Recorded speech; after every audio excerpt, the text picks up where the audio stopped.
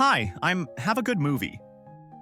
Greetings, I'm a 24-year-old medical student, and I was born with achondroplasia. My height is 136 centimeters, and this condition has impacted many areas of my life. Feeling the gaze of others and sometimes unintentionally drawing attention has become a part of daily life. I often prefer to stay in the background in social situations. I'm not an anti-social person. I can say I'm an introvert. I've never had a girlfriend in terms of relationships because I'm short. I worry about it a lot from time to time, but there's nothing to do. It's sad when people judge you for things that are out of your hands. Academically, I strive to constantly improve myself, and I aim to become a scientist in the future. In addition to my medical education, I enjoy reading psychology, history, and philosophy. Reading books is not just a hobby for me, but also a tool that expands my thinking world. In addition to academics, I'm also passionate about video games. I especially enjoy RPGs and strategy games. Games offer me an escape from daily life stresses and allow me to express myself. This is my story. Ask me whatever you want. What's one thing you wished more people knew about having dwarfism? And how do you feel about the word dwarf? You use it in your post, but I know some people prefer the term little people instead of. The main thing people need to understand is that we are human too. We are here in a way that wasn't our choice. Knowing that and being understanding should be enough, I guess. In daily life, I sometimes find the use of this term rude as well. English isn't my native language, but medically, that's how it's classified, so it's not a big deal. Of course, in society, people often use it as an insult. Sometimes they even call normally short people dwarf. I don't think that's right, but unfortunately, I can't change people. Is it difficult to buy clothes that don't look like they were made for children? Like, are there stores? Or do you have to special order most things? Sometimes from children, yes, but generally, I buy the smallest sizes and have them tailored for me. Since I usually wear t-shirts, the smallest sizes like extra small are not a problem. What made you do this post? Also, if you could only play one video game for the rest of your life, what would it be? When I fall into a depressive mood related to my height, not just height OFC other for daily things too, I usually try to relieve myself by writing it down. Normally, I'm not someone who shares this kind of thing, especially on social media. I'm a regular journal keeper. In my journal, I critique myself when needed and fight my mistakes. This is actually just a reflection of that. I just wanted to open up about it. Oh, it's really hard to answer as a gamer. If I could only have one, I would say Skyrim.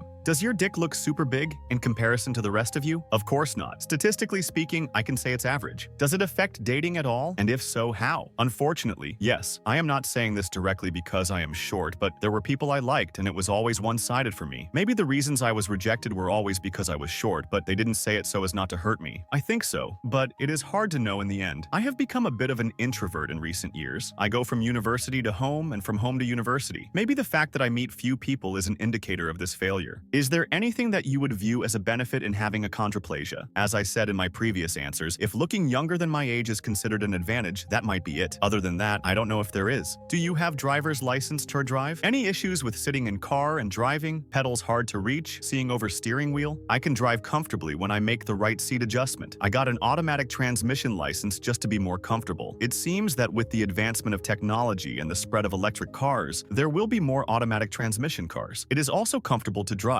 at least for me. How would you feel if your non-dwarf partner asked you to have a child through IVF and purposefully exclude the genetic component that make them predisposed to dwarfism?